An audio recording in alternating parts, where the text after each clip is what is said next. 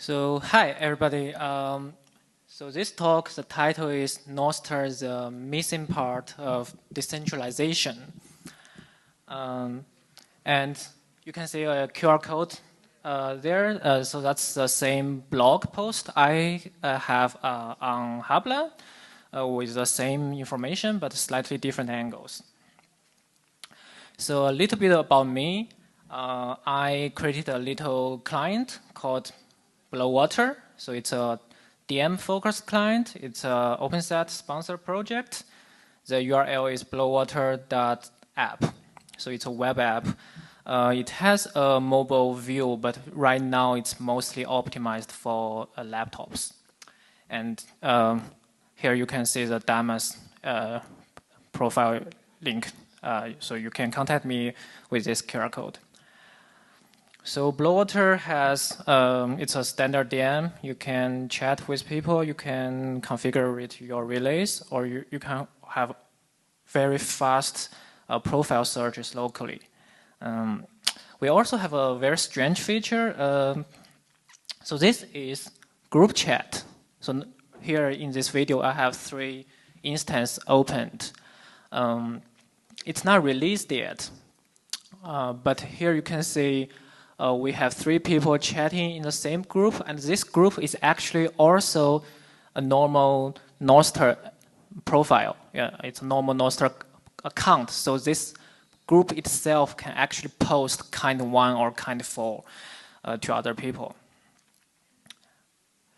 And what's even more weird is that Blowwater is also a NIM7 extension.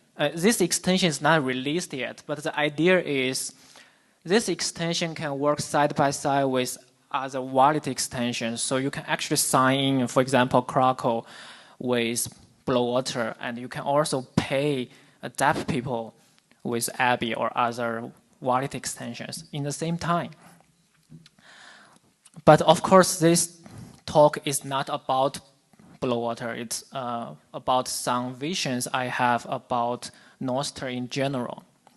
So let's start with decentralization.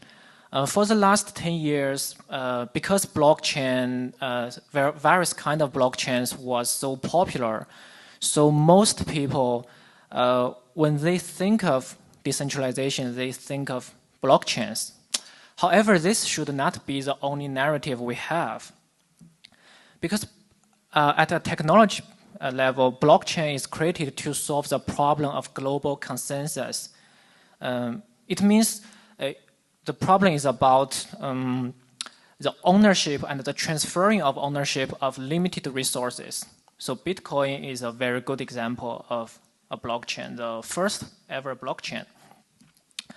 But the problem is decentralization does not always need to be concerned with global consensus. There are many kind of softwares that does not need global consensus.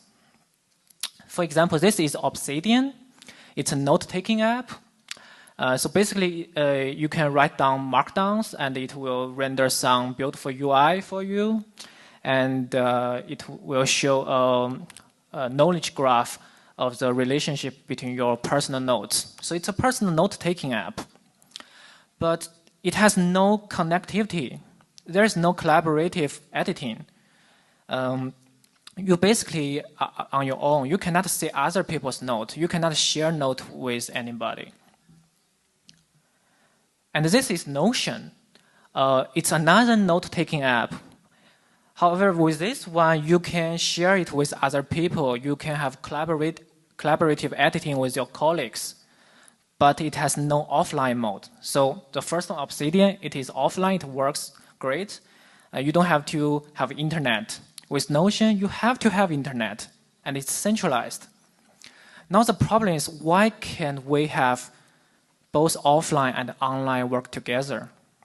And I believe Nostr is a good opportunity for us to create hybrid applications that can work offline regardless, but when we want to collaborate with other people, we can have the online features. And it will not be centralized. So with Nostr, we can have the power of the client and the power of the server together. And the user device should be respected as a source of truth. Another example is Figma. So Figma is actually offline capable. Figma uses an algorithm called CRDT. It's actually a decentralized algorithm. It allows people to edit those vector graphs locally, and then it will synchronize with servers. So Figma, the technology of Figma is decentralized, but Figma as a company, they operate their decentralized tech in a centralized fashion, right? So just imagine, we can actually just use similar technology, but operate it in a centralized, in a decentralized manner. Then we can have Notion, we can have Figma, and we can even have like collaborative video editing tools. Because right now, for all the video editing tools, it's just offline. There is not even connectivity. And a traditional narrative in Silicon Valley is, if you want connectivity, you need to use cloud. You need to be cloud first. Because you want to be cloud first, you have to be centralized. There is no way to be decentralized and connected at the same time. Actually, that's just a false narrative Silicon Valley want to sell to us because the cloud vendors want to promote their product. So the technology Figma uses underneath is called CRDT. Basically, CRDT is a family of algorithms that allows applications to handle data independently in a decentralized way, and offline is not a special case. Offline is just a normal case. So that's about collaborative softwares. Now let's take a look at another scenario. And before that, let's look at the 3 dimensions of software systems. The first dimension is the publicity. So for example, Nostr kind 1 is fully public, right? And for things like maybe Signal or Telegram, it's like fully private. We cannot verify them, but at least they advertise them as fully private. And for Nostr kind 4, it's like something in between. You have encryption, but you also have metadata leak. And the second dimension is data fidelity. So at the lowest level, we just have text. Then we go a little bit higher, we have image, we have audio, we have videos. A little bit higher, we have streaming. And right now with the new VR, AR headset, we can even have 3D streaming in the future. And the third dimension is centralization or decentralization. So we have decentralized, we have federated, and we have centralized.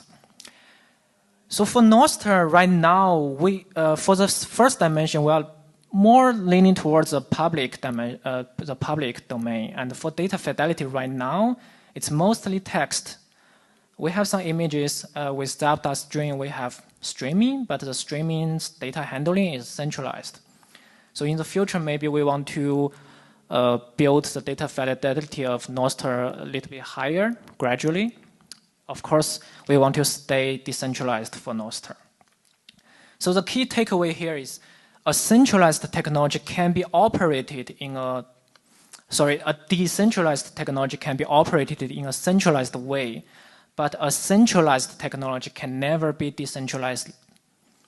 So decentralized technology is like have the benefit of both, right? Now let's talk about TikTok or Douyin, the Chinese version.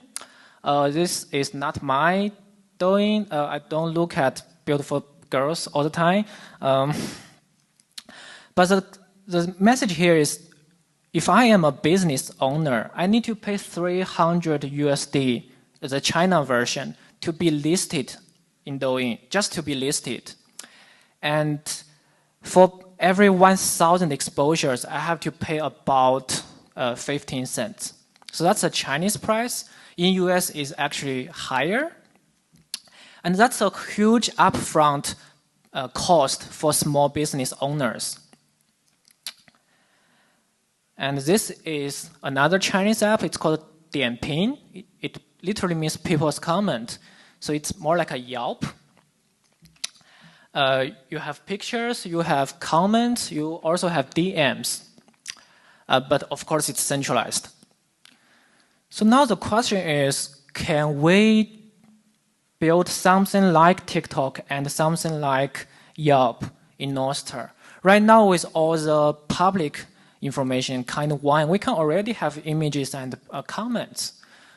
The one thing missing is a good onboarding process for small businesses. For example, here, in the center of the picture, you have like a little button to click in, and then you can see the business profile, and then you can have your, you can buy ticket or you can order food if it's a restaurant. And I believe technology-wise, Nostr is already capable of doing all of this stuff. We just need people who are interested in this kind of product dimension and build the actual product.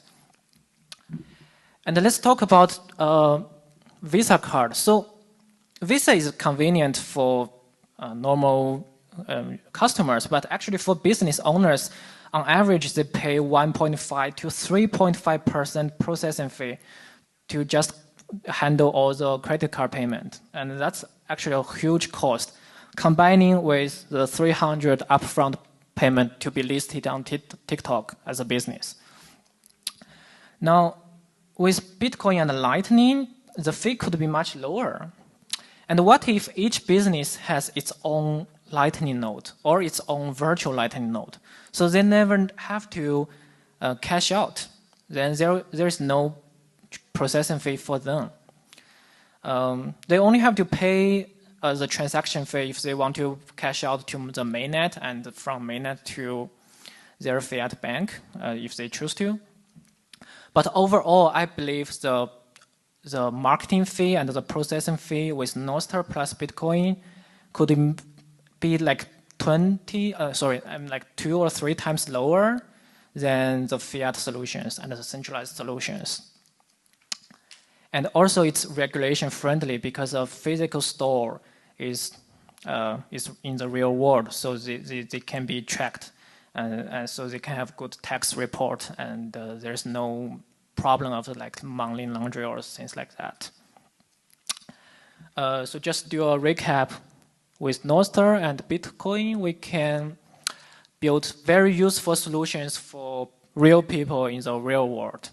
For softwares, we can use Nostr plus CRDT to have offline first softwares. And for offline stores, we can use it to empower local business transactions. So we can still use a centralized cloud. It's just the role of the cloud is changed. It's not primary anymore. It's not required anymore. It's just another tool we can utilize. So what do we need? Do we need more users? Yes. But before that, we need developers to have clear visions. Right now, we are in a chaotic but fun, more like hackers. But I believe the Nostr ecosystem needs more entrepreneurs to actually push their product out. We might also need to talk with investors, because sometimes maybe the fiat investors is not necessarily evil. We need to educate them and let them see the value of Nostr and the decentralization movement at large. So thank you very much. That is my talk. So the left QR code is a bloater client, and the right QR code is my Nostr profile. And any questions? Yes.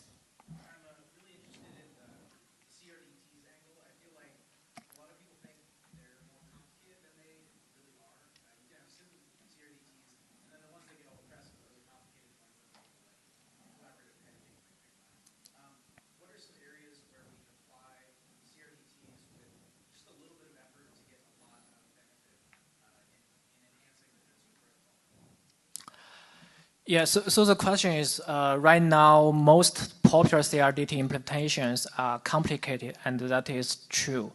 And the question is, can we have simpler CRDTs to enable some simple use cases? And I think yes. So for example, we can just have a CRDT set. So set like a mathematical set. We can add strings into it, then we can actually, let me do a demonstration here. So for example, this relay configuration, it's just strings. It's just 4 strings together, right, for text.